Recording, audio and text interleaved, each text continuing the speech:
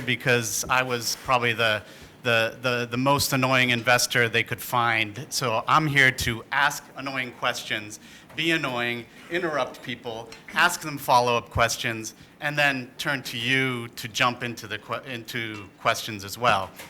And what we wanted to do was following up from this presentation of how dire the situation is and will likely be, and B, how investment may be able to play a variety of roles. What we want to dig into is that side on the investment side of the house. How can investment potentially change things? So let me introduce myself. My name is Ricardo Bayon. I'm a partner and founder at a group called Encourage Capital. We're an impact investment firm. So what that means is that we're looking for investment approaches that are both good investments, produce return on investments for our clients, and also help solve big social environmental problems. So we've done work on climate change, we've done work on plastics, we've done work on energy and renewables, water, you name it, some of the big issues that Jeremy touched on. And so we'll get into what that means. How do you make investments that help save the planet? But I'll first ask my co-panelists to introduce themselves, then I'll start asking them a few questions, and then I hope you guys at any point will raise your hands and we can get into a good discussion. I won't ask you a question, but Jeremy, but I will ask the panelists to comment, and so if you want to jump in, just let me know, and we'd love to include you in this discussion because you've done so much and been so brave in terms of getting the word out there from your position, so thank you for that and appreciate all you're doing. Let's start with you, Sophie. All right.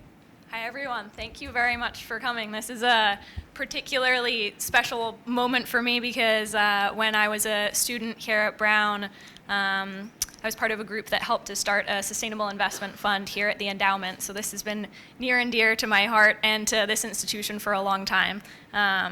Since then, what am I doing now? I went and did some private equity diligence at Bain & Company for a while, and now I am starting a biotech company in the agricultural space. So we're making a renewable form of nitrogen fertilizer. So all about the innovative solutions to resource efficiency.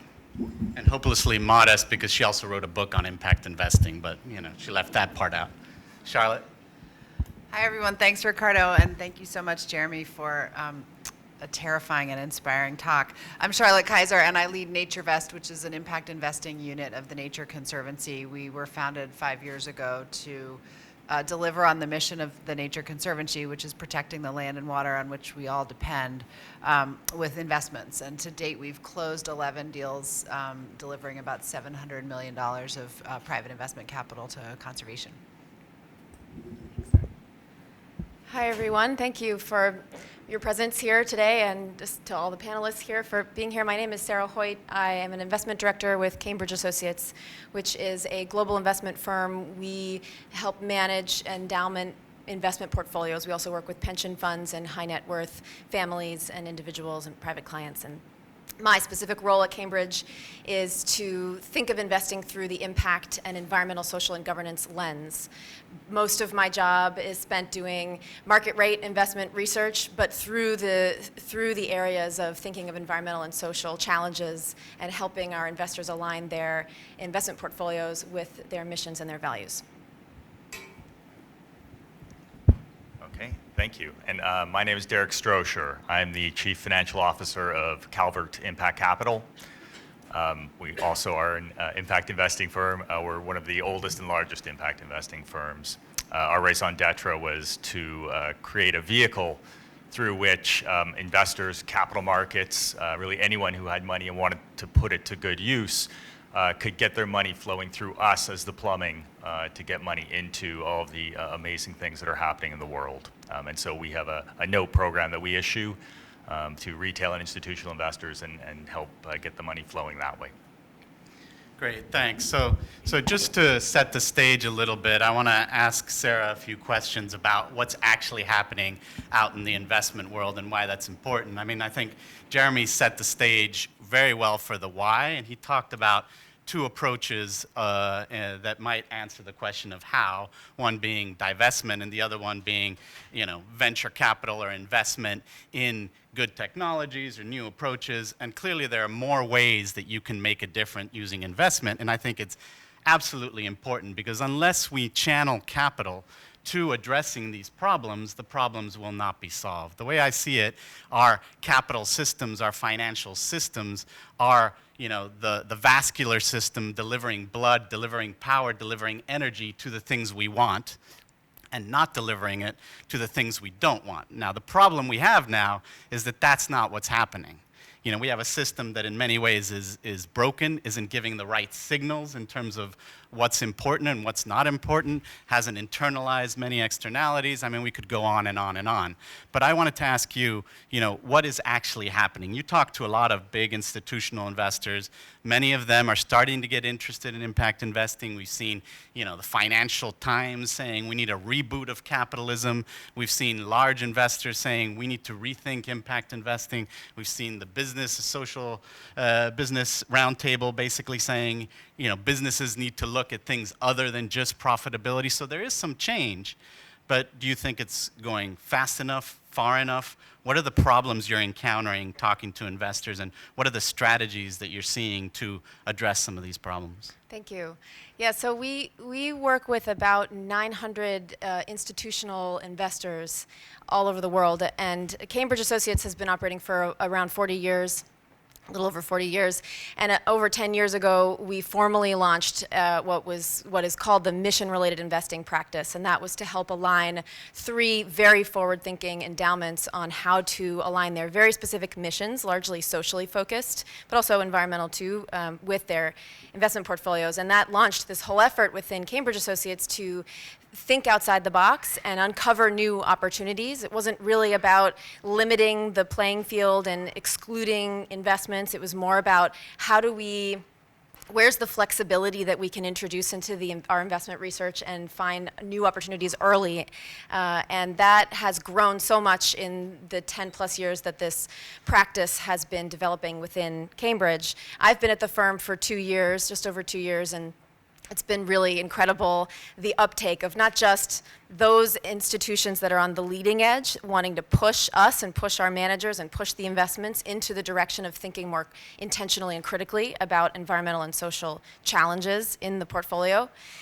But from every single client, the demand and the curiosity and the interest is coming from everywhere, and we're just overwhelmed with the amount of interest from our colleagues now and from institutions across the board.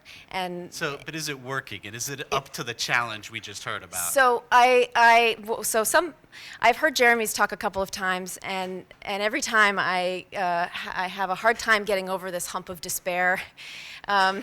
Thinking about, this is an urgent call to action, and Cambridge Associates is one piece of one industry, which is one piece of this interconnected system that we call Earth.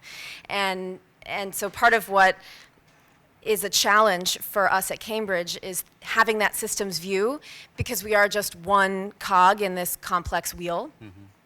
So I think that the capital markets are really important to helping resolve a lot of these challenges, but they're not the key. There's no silver bullet to these problems. We have to think critically and bring in different viewpoints into the room. So, for instance, I'm a different viewpoint. Cambridge hired me, and I don't have an investment background.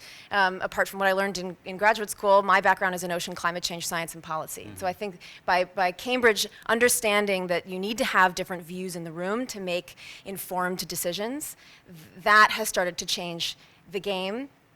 And we definitely get a lot of questions from our clients who are inspiring and pushing us to say, when we bring a manager idea in front of them, and they'll say, this doesn't cut it. It's not good enough. I want to know exactly how this manager is thinking about companies from a racial equity perspective, or I want to know exactly how these portfolio companies are resolving our climate crisis.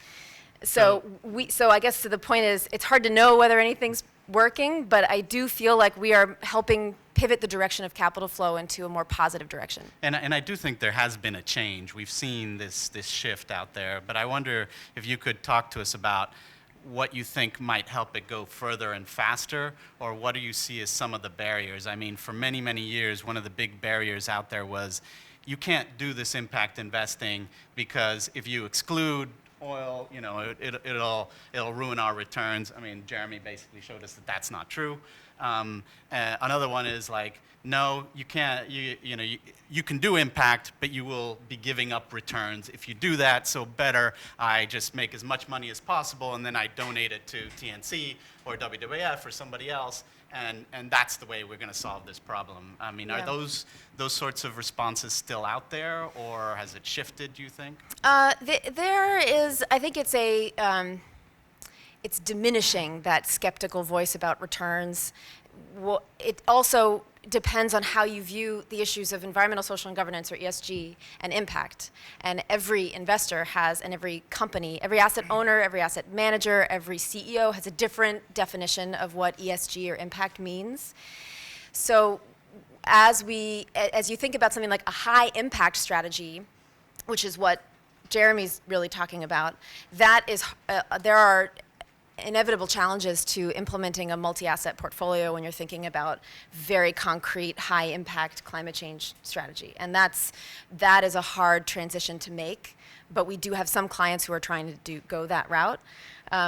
But then there's also thoughtful integration of non-financial factors. If you think about your fiduciary duty to manage the risk of your investments, climate change is a huge risk. And even if you are skeptical of the science, if there is a chance that there are negative impacts to your portfolio from the underlying assets that you're invested in due to climate change, then it's your fiduciary duty to think about that.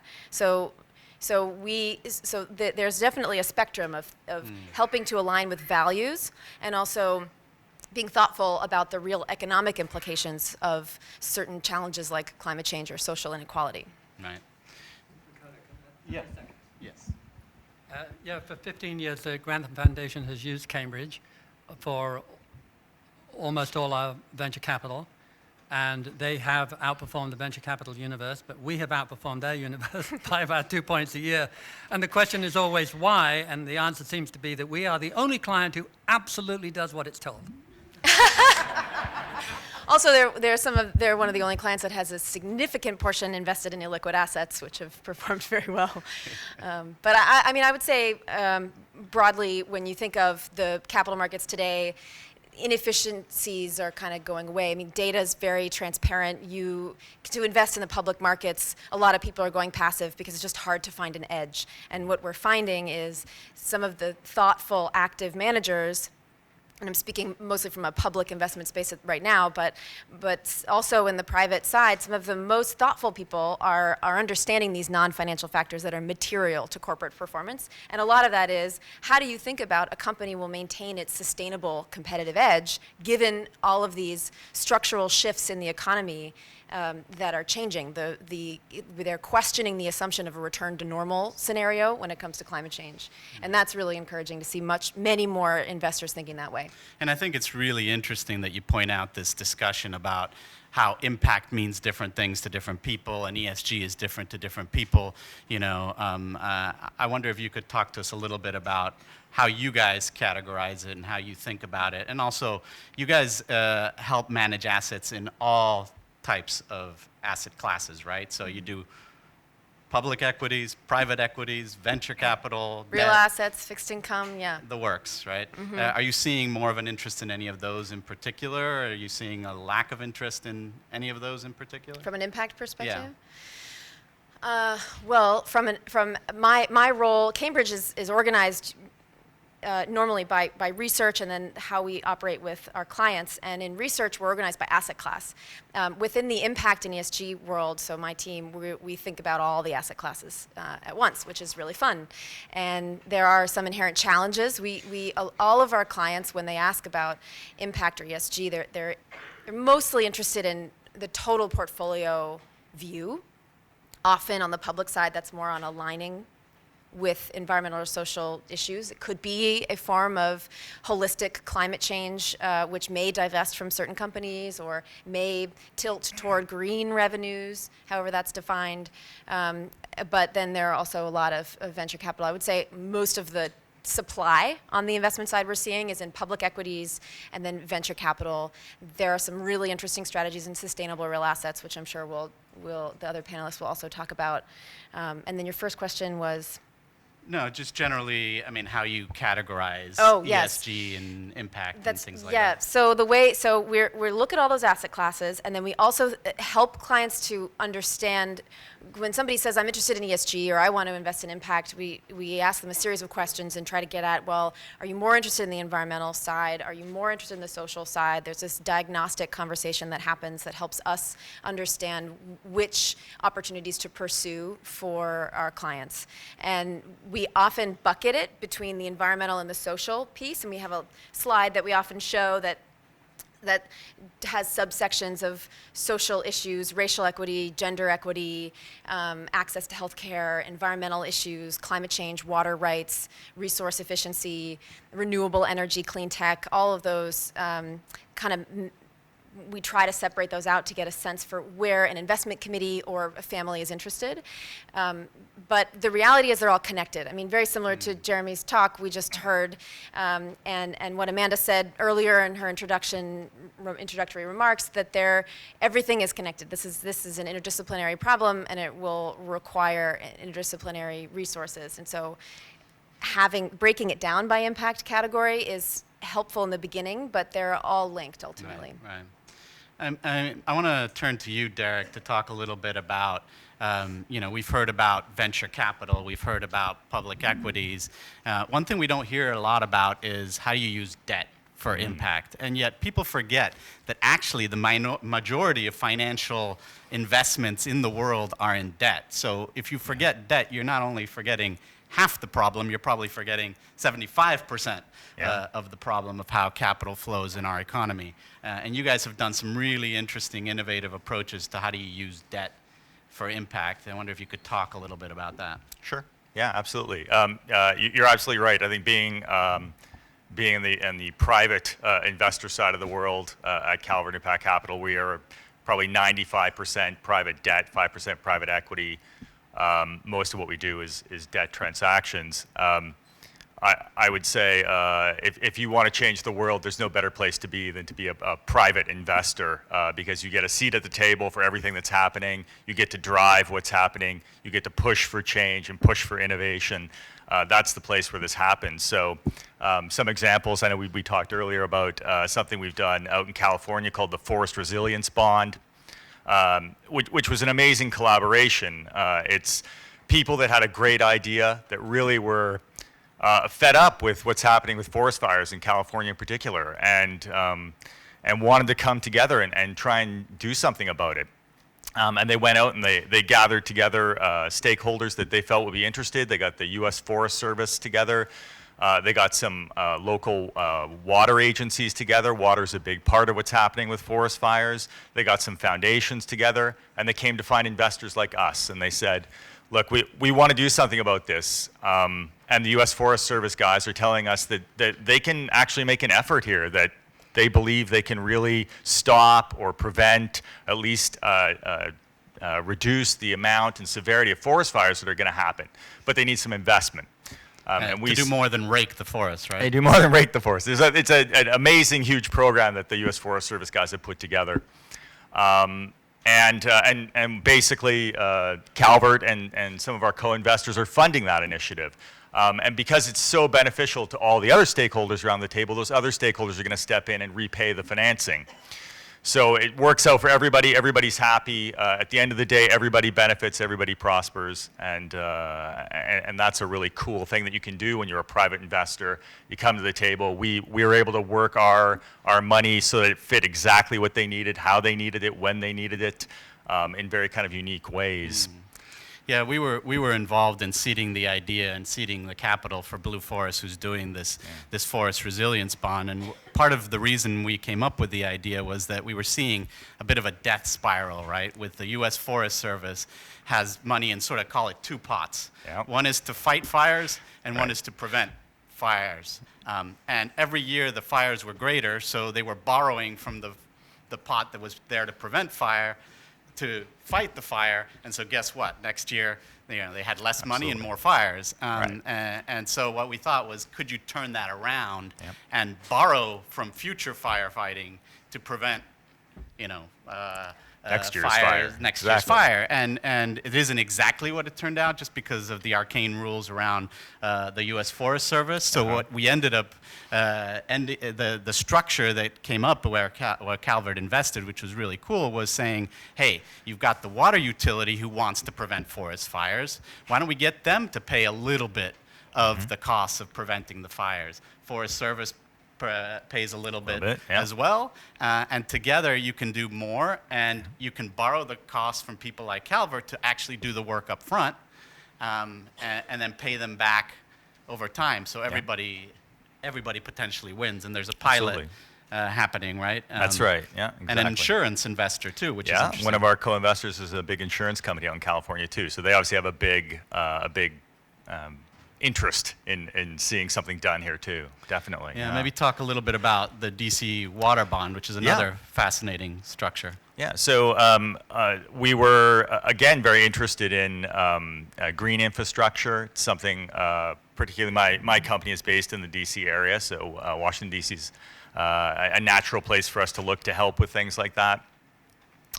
Maybe explain a little bit about green infrastructure and Yeah. what it is. Yeah, so Washington, D.C. in particular has an issue with overflow that happens when it rains a lot. And as Jeremy pointed out, that's becoming a bigger issue basically in every city across the country. And what happens, the storm systems can't handle the overflow, and it ends up getting, the water gets mixed and becomes gray water, and it all pours into the rivers around Washington, D.C. and pollutes all the rivers. And so the standard sort of way to handle that is to do kind of traditional infrastructure projects, more tunneling, more concrete, putting in place ways to kind of try and basically expand the old facilities that they have. But DC Water came to us and some of our partners and said, well, we're willing to try something, maybe, but we're a little worried, we can't really afford to kind of take the chance on trying new things. It's innovative, it's pushing the bounds. We might be willing to, if we could all come together and kind of agree a way to make this work. And so we've put in place what's come to be known as the Environmental Impact Bond for DC Water, which effectively just is a way for us to finance their activities for them, finance the green infrastructure for them.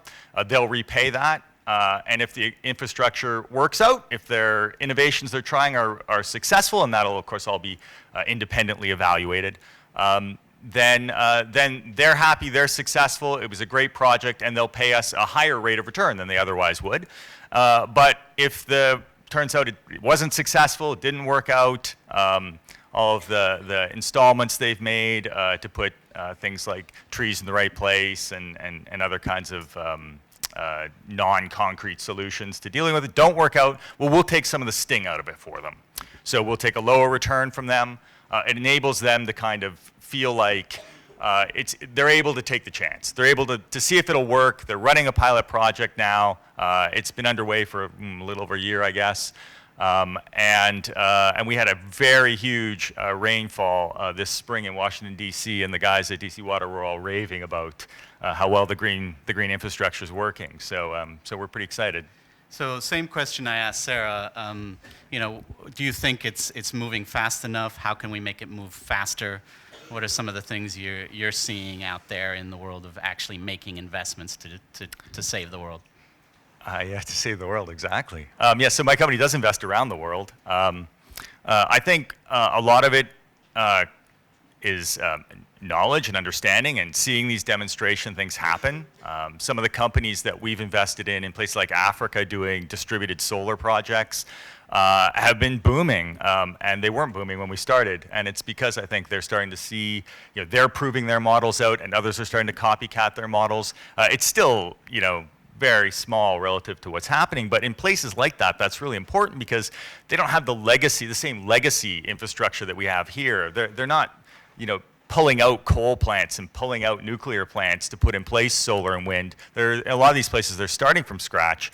So the room is really there to kind of run and grow. I think what we need is more money to flow towards these projects. We need more investors, more institutions, corporations, but individual investors to want to see that happen, to understand that there is a mechanism to move your money. There are several mechanisms to move your money. You need to kind of understand what they are and talk to your financial advisors about them and get your money put into them, and then the money will move. But that kind of inertia, I said this the other day about something else, but this sort of force of inertia, just getting people to change and do something different is such a huge obstacle to overcome. But that's really what it'll take. It just takes people to get over their inertia, just do something different with your money and get your money flowing, because the projects are there. People are interested in doing this stuff. There are little companies and big companies popping up all over the place that are trying to push the envelope. And they need to be encouraged, and they need to be funded, and they need to have the ability to innovate and try some things they wouldn't otherwise try. Jump in. Some conversations that we have with investors today are around the need to be flexible. So some of the stuff that Derek's talking about are financial structures that are not things that institutions are used to seeing, and that can be a hard hurdle. That if it's not a 10-year lock and a 2 and 20, if it's not the same ABC's recipe that we've been seeing in the markets for so many decades, that's a hurdle. So we were talking about biases in our investment process, and we talked to them about being flexible and patient, and what is it that they're really drilling down on, what it is it that they really want to do to help influence more capital in that direction. Yeah, and I think that's a key point, because in our conversations with investors, big and small, we can get relatively small investors and others across the line, and family offices and foundations sometimes, although you would think some of these foundations that are doing environmental work would jump at the opportunity, but they have two sides of the house. Yeah. That one side, gives the money away and the other invests it, and they may be giving it away to save climate change, and the other guys are investing in Exxon and doing other things, and you can never get those two sides of the house to actually work together. But reaching out to institutional investors has also been difficult, because they have these boxes that need to be ticked, and if it doesn't fall into one of those boxes, then no. I'm not interested. I haven't seen that before. It's too new, etc. Maybe we can have you, Charlotte, jump in here and talk about how you view this from the perspective of an environmental organization that has gotten interested in investing. What are you seeing, and why did you create this thing called NatureVest to invest in conservation? Thanks, Ricardo. Listening to Derek and Sarah's stories really brought home for me the value that I think we bring as an NGO operating in this space, which is we're your partner, right? When you think about the urgency and the magnitude of the problem that we're facing, you can't expect a financial institution or a bank to understand how to evaluate environmental risks, and the fact that Cambridge has brought on a marine biologist to help them, I think, tells you everything you need to know. And so we at NatureVest are trying to bring together the institutional capital, the foundations, the flexible capital with the rigid capital, alongside what we do best, which is science and spatial analysis, to understand where and what to do to protect biodiversity and mitigate the impact of climate change. And so we do deals like our Cumberland Forest project, which closed this summer, where the Nature Conservancy is the general partner in a fund that has purchased 254,000 acres of working forest in Appalachia, and will sequester 5 million tons of carbon, manage the forest to FSC certification standards, and invest in habitat protection for important species in the region. The Appalachians are a really critical bridge for migrating species as the climate changes, and a really important area to protect, to make the entire North American ecosystem more climate resilient, which is not something that an ordinary timber manager understands or knows how to structure a deal around. And I think, particularly in the wake of Jeremy's presentation, a frustration that I have around investors who are investing for quote unquote impact is a failure to think about the world and the Sustainable Development Goals as a system, and the fact that, in fact, climate change and loss of biodiversity are two of the greatest threat amplifiers to every other Sustainable Development Goal, and reducing poverty doesn't matter as much in a climate changing world, and in fact, you can't in a climate changing world. And so what I'd love to see happen is an awareness, which is growing, as Jeremy's presentation makes clear, and as Sarah's conversation and Derek made clear, that we this is an imperative, and it can't just be a part of your strategy. It needs to be your strategy. And you know, I'd fail in my job as being an annoying moderator if I didn't ask you, okay, TNC is one of these environmental organizations which actually has a big endowment. You have a sizable amount of money that you invest in the market. Are you taking some of this on, and how? And has it been difficult? And I can tell you that, you know, a bunch of years ago, more than I care to remember, I sat with the TNDC endowment managers, and they also basically told me, you know, nah, we can't do it. We have to make as much money as possible and then use it for good things that TNC does. Yeah. I think that's changed significantly, and I'm glad to hear it, but tell us how you're managing that. Yeah, I'm laughing a little bit because we are Sarah's client now.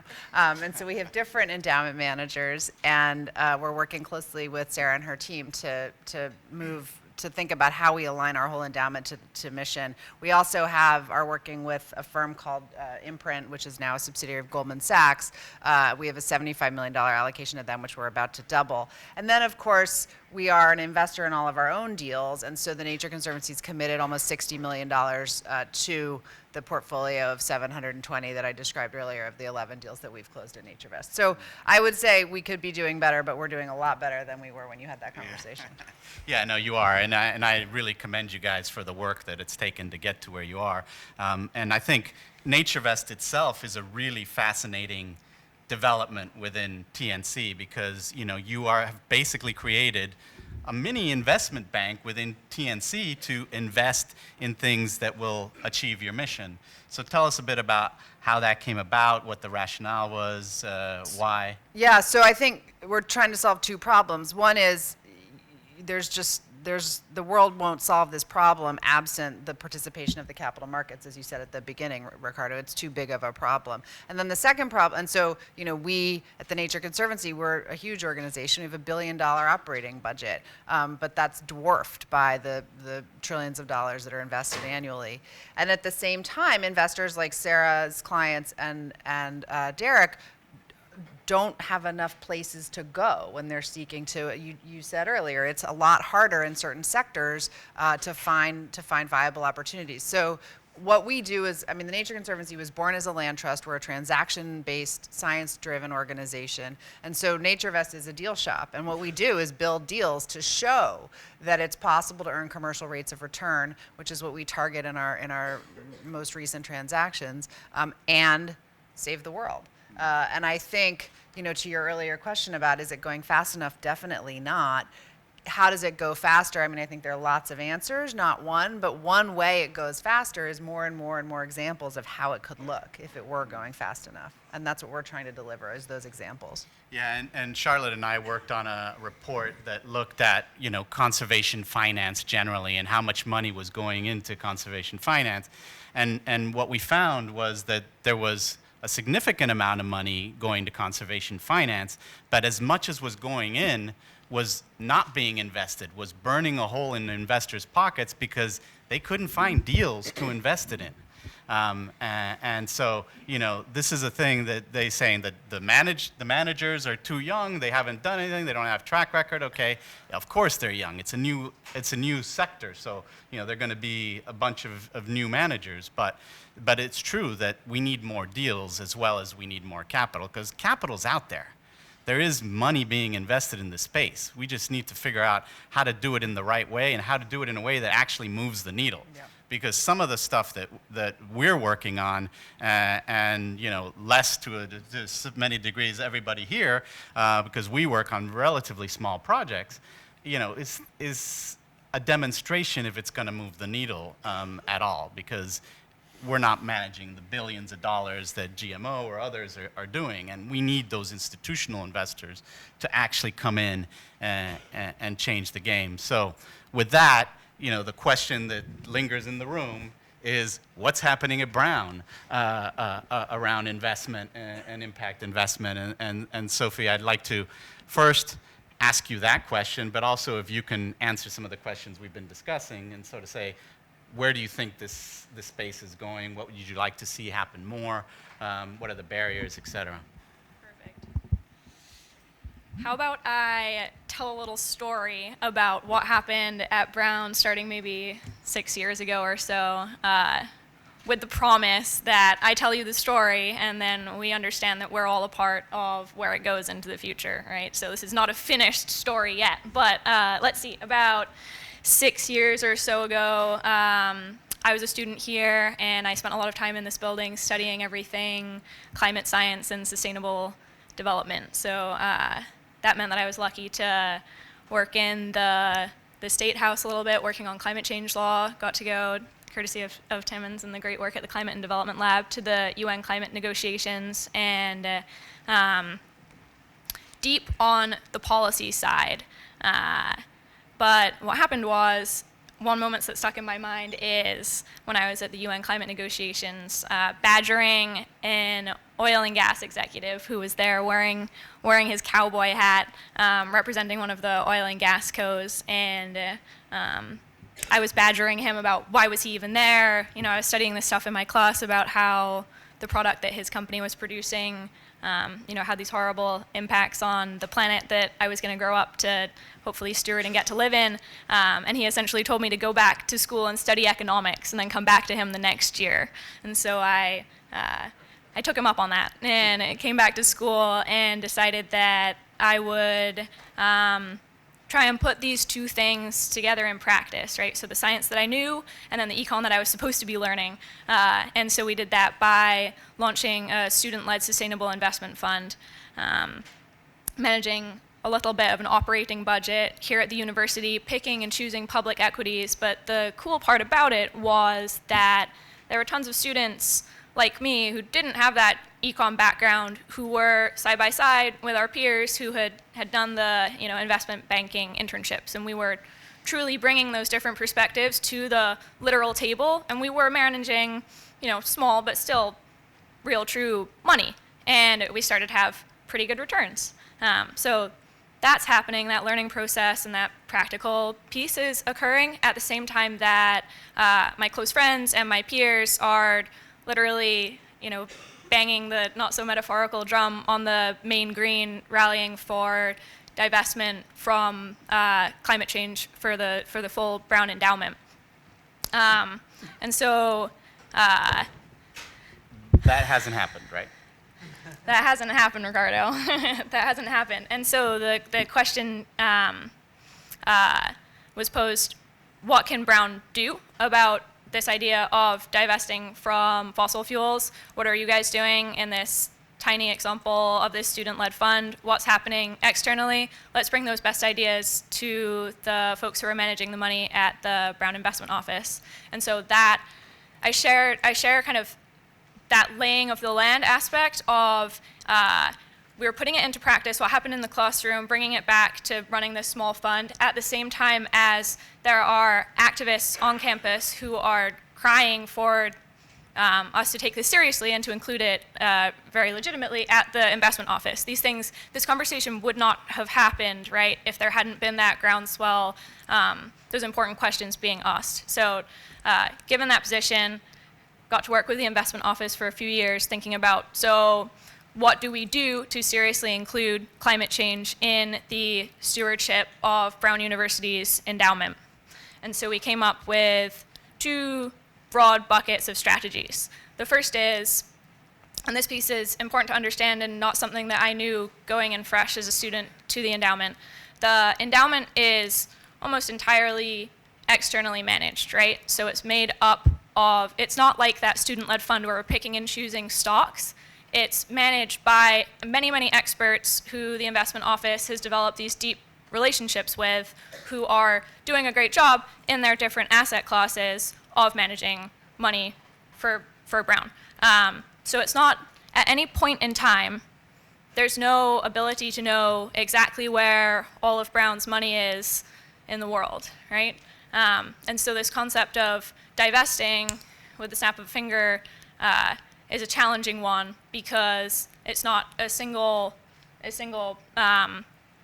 suite of stocks, right? It's a whole series of different relationships, and those relationships are built on trust. So I share that because the most important thing I think that we did was to educate and to get comfortable with having these conversations around what does ESG mean at the endowment with the folks who work at the endowment and who are involved with stewarding those assets. So those conversations with the external fund managers start looking like ones that include words like ESG and materiality as Brown decides to continue those relationships with those fund managers over the long term. So that's the first piece. It's long-termist, right? And it involves all these words about stewardship and large portfolio and actually like understanding how the endowment works. So we wanted to do something kind of with a big bang that showed that we were serious about this right now. And so that's part two, which is we created a part of the endowment which is explicitly managed under only ESG considerations. ESG buzzword, it's environmental social governance, right? So think, what are the material, we can all define it in different ways, but I define it as, what are the material risks and drivers by industry across the environmental, social, and governance spectrum that will affect the returns of this particular investment. And so we created an ESG explicit part of the endowment. That was the first of its kind, as far as we know, in the U.S. I think actually in the world, where a major university endowment went ahead and set up that unique structure. It meant needing to prove that we were not going to be generating worse returns than the regular endowment was. This is supposed to be, case in point that this thing could really work, and hopefully it would start to spread like wildfire. But it's also premised on the idea that that donors would really want this thing and that would choose to allocate their dollars and cents to ESG. And so, reflecting on this now, the kind of, I guess I sighed. So there wasn't actual money taken out of the endowment and put into this ESG fund. No. What you said is you created a vehicle where funders could put money into this vehicle. How was it marketed? How much money is in there? How's it doing? So that's where I sighed a little bit. So we created this vehicle, and we were pretty proud of it, and we think the vehicle is ready to run, but it hasn't quite gotten on the road, right? So this was a few years ago, and it was still, maybe I couch it too much, but ESG wasn't a topic that rolled off the tip of the tongue. There are a lot of people, there's a lot of understanding and education that has to come first before folks get excited to go put their hard-earned dollars towards something new with this new acronym on it. And it's a long-winded way of saying, essentially, it hasn't got a lot of donor support. There are lots of reasons why that could happen. One could be that it hasn't been widely communicated. Maybe there's lots of other exciting ways to give to Brown. Who knows? But we're talking, less than 100K in assets under management, which is a drop in the bucket of the $3.5 billion plus endowment. So it's not very large. However, on the plus side, it has performed pretty well. So the story behind that is Brown chose to source this ESG fund out to a fund manager called Parnassus Endeavor. And Parnassus Endeavor, among lots of other criteria, stands out in the ESG world because they care an awful lot about picking and choosing outstanding workplaces as a place where they want to invest in. And so that fund has done pretty well over the past 4 years, but I couch it by saying it hasn't performed as well as the endowment has writ large, right? So again, we're looking at only long equities. There's lots of different parts in the endowment. And public equities. And public equities, exactly. So it had a 8.3 annualized return over the time period that we're looking at versus 12% for the S&P 500. Right. So, Well, so it's kind hardly comparable, right? You know, it's hard to be comparable, but there's a,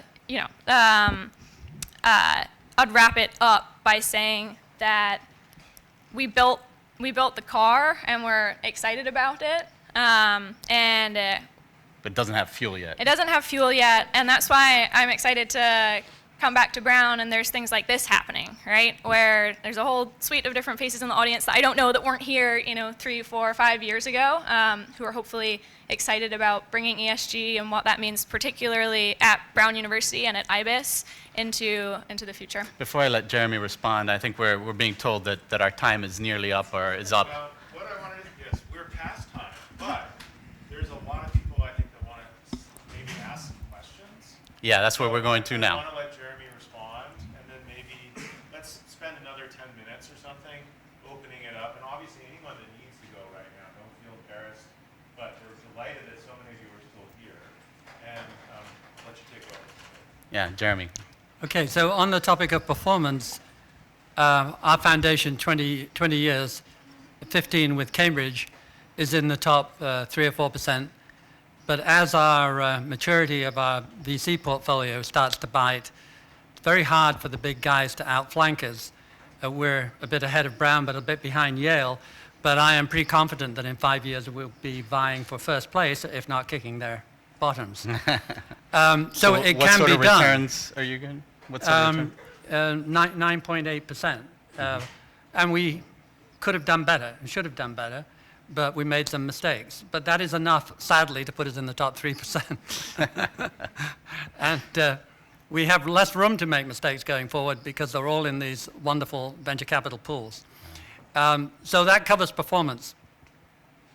Our highest and best use, you'll be pleased to know, is trying to influence super rich billionaire types. And they are, the good news is, you wake up, you've got 4.2 billion, you're 52 years old, how the hell did that happen? What am I going to do with the money? And you and your wife sit down.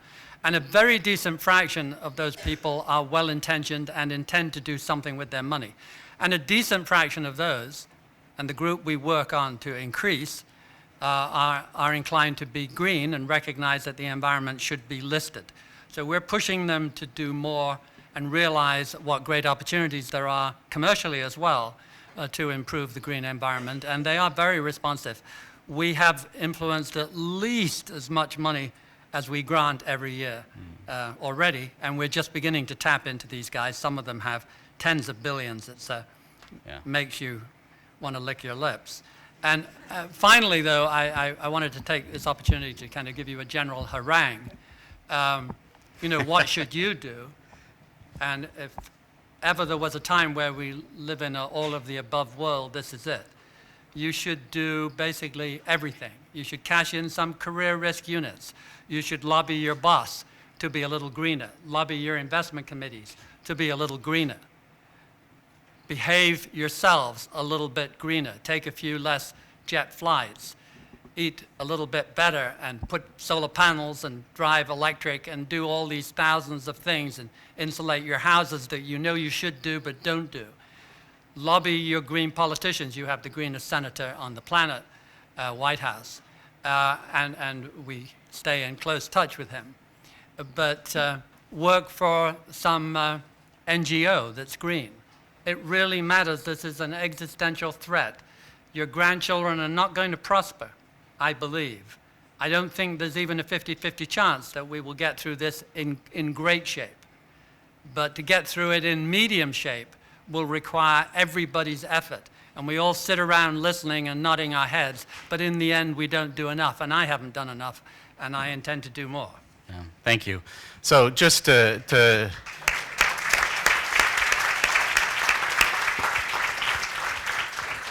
as you think about questions, I'll give you another story. When we were out raising a fund to invest in carbon assets, everybody said we were crazy and we weren't going to make a return. And in the end, after several years of these investments, we made 40% IRR and 3x'd people's money.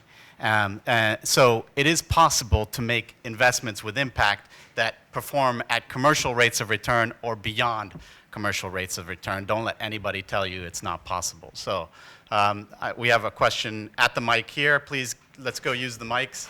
Stand behind the mic. We'll start there and move over here. And if you could go back to the mic over there. So I actually was on the flip side of the table until September, when I stepped down from my position as the chief financial officer of a not-for-profit organization, a religious organization. And we had been working for some time to understand divestiture and ESG-related issues.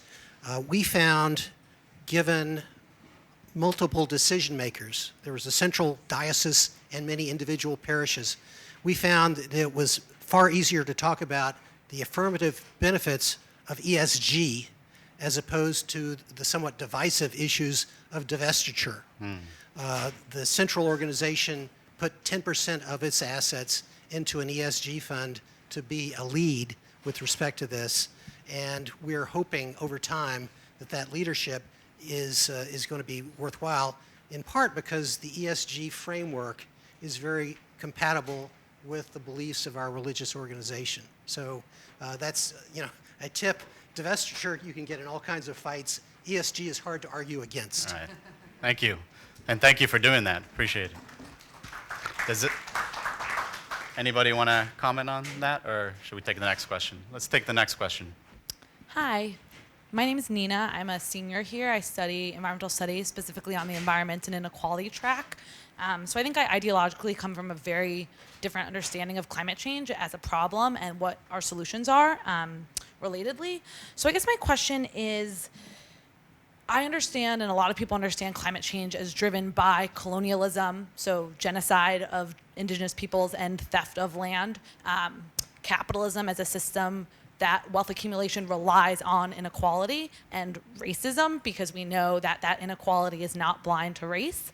And I think there's a lot of people who talk about climate change and talk about like vulnerable populations or inequality, but it's as if it's like just a coincidence that that happened, as if it's just like a side impact of how greenhouse gases are released, when really we know that inequality is what has driven the climate crisis, and this is another iteration of colonialism in terms of mass environmental change that is imposed by a portion of society, namely white colonizing society, on other people who do not have systematic access to power, including money. So I guess what I'm wondering is, if we think about investment as a tool for environmental social governance investing, to me that seems like it's nibbling at the very edge of a system that is fundamentally unjust. So I guess I'm wondering, how can we really work towards change and addressing a problem when I feel like this gets at the symptoms, but is fundamentally a reiteration of the problem, namely capitalism that depends on inequality. And specifically, I'm wondering, when we talk about environmental social governance investment, I think it's also important to ground us at Brown that we have problems both in terms of what we invest in and also who we take money from. So I'm specifically thinking about Warren Kanders, who is the CEO of Safariland, which manufactures tear gas used against migrants at the US-Mexico border, protesters globally. So I guess I'm really interested in how we think about like environmental social governance investment and also ethical gift practices, because he's a major donor to Brown University. He also sits on the Presidential Advisory Council of the Institute at Brown for Environment and Society, which I think is deplorable. So I guess I don't feel like those things are reconcilable, but I'm really interested in how you all think we can use a tool that, to me, feels fundamentally tied to injustice to advance towards social good. Yeah. So I don't think it will surprise you to hear that I disagree that the only way forward is to blow up capitalism. In my view, I think that capitalism is one of the most important tools, well, not necessarily capitalism, but our financial system and the way we allocate capital is one of the most important tools humans ever devised. And it's a tool that, in my view, effectively is an information management tool. And it creates what I think was one of the first digitizations of assets ever. And yes, there are injustices. I won't argue with you that it needs to be fixed. Yes, lots of problems, all of the ones you mentioned, racism, colonialism, all of that, agree.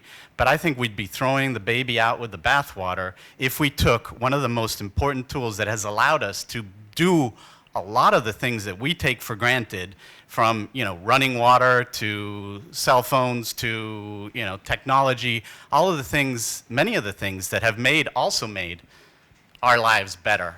And if we took that baby and threw it out with the bathwater, I think it would be a problem. Like, I believe we need to change it fundamentally, because I believe it is a problem that we are still using a system that was created not, in the 1900s, that it was created in the 1700s in the way we think of things. Let me give you an example, right?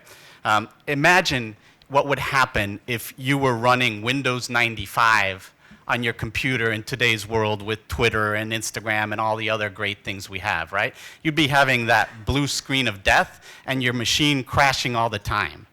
I think our capitalist system, our financial system, is running not Windows 1995, it's running Windows 1795. Because what was valuable and what was important and what was scarce when this system was created was capital and labor. Natural resources were not what was scarce, right? You hear stories of going out to the Grand Banks and practically walking on the back of cod. You hear stories of the infinite buffalo in the prairie that no way we could ever harm, or passenger pigeons darkening the skies. And how could we as humans, petty humans, ever affect that? That was the world that created this system. So what was scarce and what was valuable was capital and labor, not natural resources. I think we need to modify the system for what is truly scarce now, which are those natural resources. And that means internalizing into our economic system all kinds of environmental externalities, social externalities, all of the signals that are out there. Because right now, most people who manage money and manage companies, when they look at their balance sheet, social and environmental issues are worth zero. And as long as they're worth zero in our system, they will be undervalued, overused. So we need to change that fundamental calculus. And until we do, the system will be broken. But I think it'd be a massive short-sightedness to throw that baby out with the bathwater that has permitted us to do so many great things. We have to fix the terrible things that have happened and that has caused. Agree with you 100%. I don't know. I'm sorry to go on a ramble, but if anybody else wants to comment, if not, we'll go to the next question. It's worth making the point that capitalism does a million things better than any other system.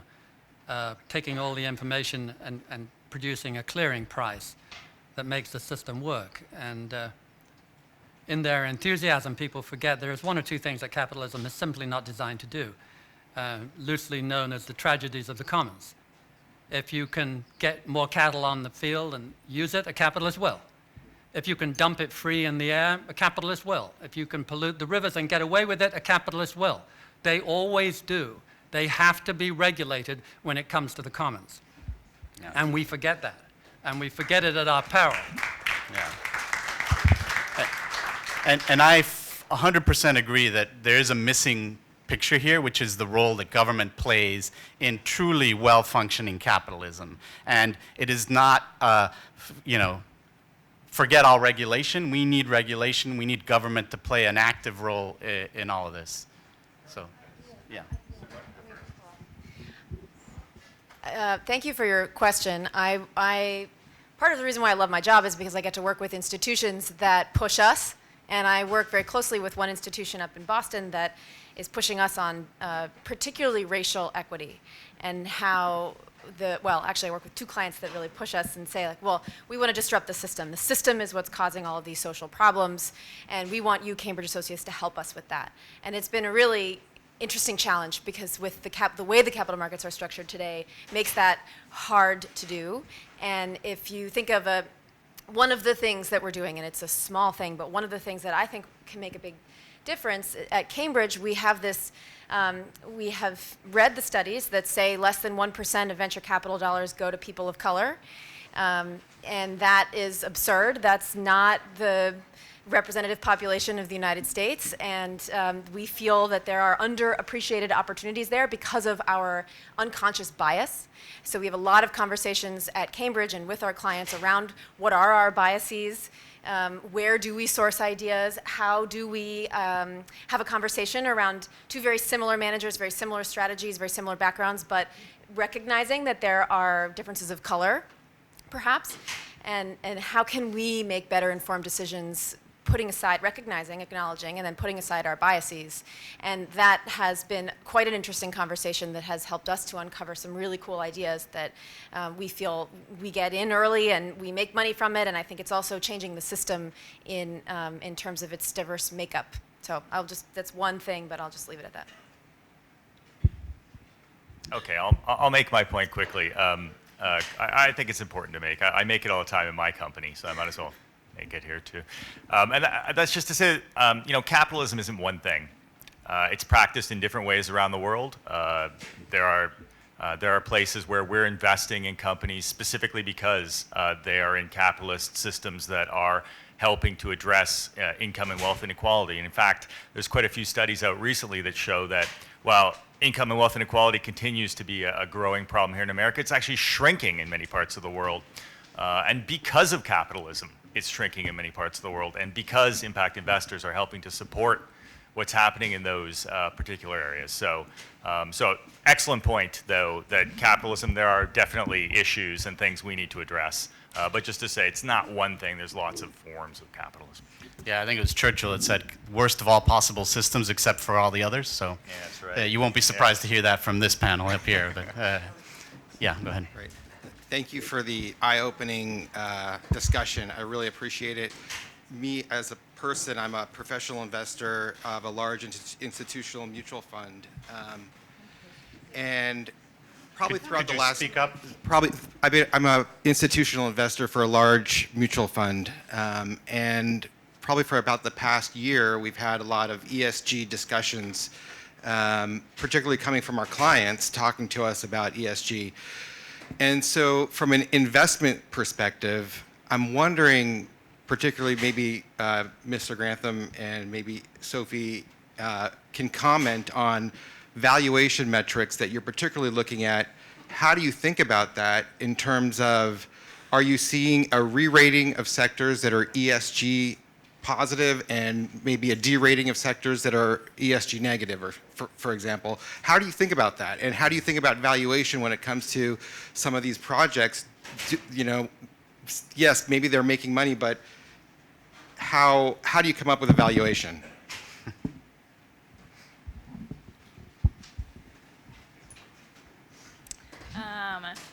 I'll toss one note in there that we haven't talked on yet, which is the looking at the materiality aspect and using specific metrics. So there are many tools out there that can guide the beginning of the conversation around that, including ones like Sustainalytics or Impact Tracker, et cetera, et cetera. There are many more, and they're evolving by the day. But the key idea there, I think, is by choosing by industry what material impacts you're really looking at that you think will impact the issues that you're particularly interested in. So for climate change, that's some... You just walked out.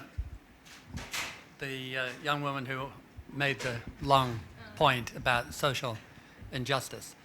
The trouble is, by the time we've solved the problems of capitalism and income inequality, all of which I feel strongly about, we'll be toast. So I am completely, besottedly an E person of the ESG. You know, I love S&G. Some of my best friends are S&G.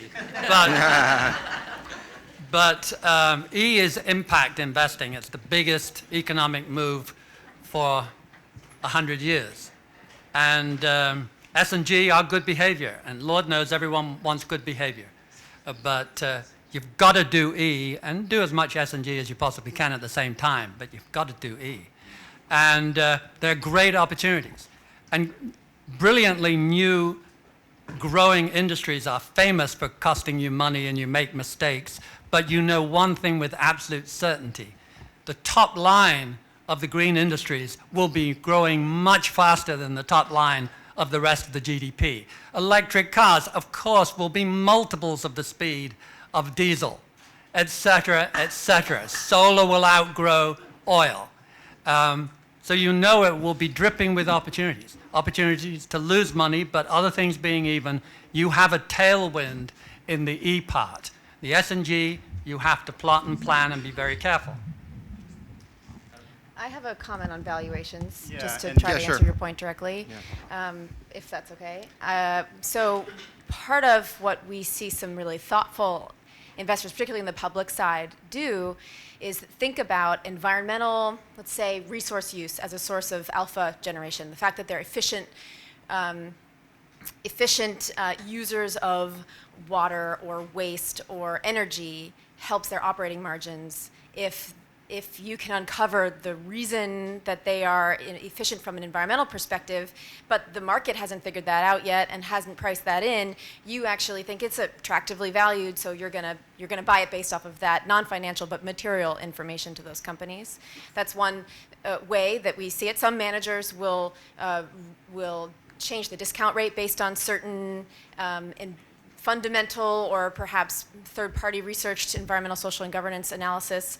Others will bake the decision into deep research and think about different ways they have competitive advantages over keeping the labor, keeping employee retention. There are lots of different methods by which companies will look, or investors will look at companies through different angles. It's not just about PEG ratios and price to earnings. There's certainly a valuation awareness component, and sometimes when you think about environmental, social, and governance investment strategies, it often leads you to more growthy, maybe more highly valued companies. But there are certainly areas in the value space as well, and often an ESG tilting strategy will embed more quality into your portfolio, which helps protect on the downside and also gives you a little bit of boost on the upside as well. And there are lots of entities out there trying to come up with what are the accounting standards to do this. So Sustainability Accounting Standards Boards, Global Reporting Initiative. Task You know, Force for I Regulated always, Financial yeah, I mean, I always thought that somebody's got to do an environmental credit rating agency to do exactly what you're talking about. Haven't seen it yet. I think we will eventually. I'm being told that now we really are out of time. But Thank you. just to say that we are trying to. Are we moving over to? Yeah, so Before you do that, Sophie, want to talk about other things that are happening at Brown that? I would be remiss to say that there aren't students here who are organizing yet more events similar to this and keeping the ball moving. So we've got folks over there who in March are hosting the Future of Sustainable Investing, which we hope to connect this conversation into those in March. And you can expect that conference to be here on campus with finance professionals, academics, students, policymakers, and you can find more folks at fsicon.com. Good? Or go find Devin if you have further questions. So it's still, the idea is it's continuing to happen and evolve. So a round of applause for our panelists. We'll be around, so come talk to us for your questions. So let me just say a couple things. First of all, I want to thank the Chancellor of Brown for being here for the entire event. Thank you very much. And I would also like to thank Jeremy Grantham and all of our panelists for such a wonderful presentation. Thank you.